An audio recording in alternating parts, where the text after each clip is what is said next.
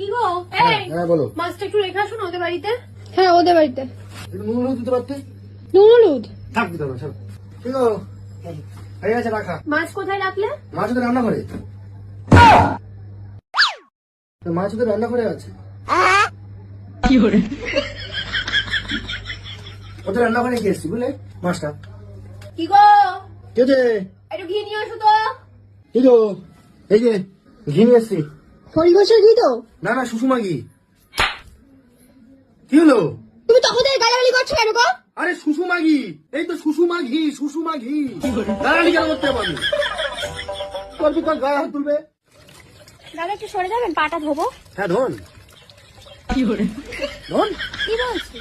ধন ধন ধন ধন কি বলছি? ধন ধন ধন বলছি। কি উল্টো পাল্টা কথা বলছো তুমি? ও বললো পা ধরবে তাই আমি বললাম ধন।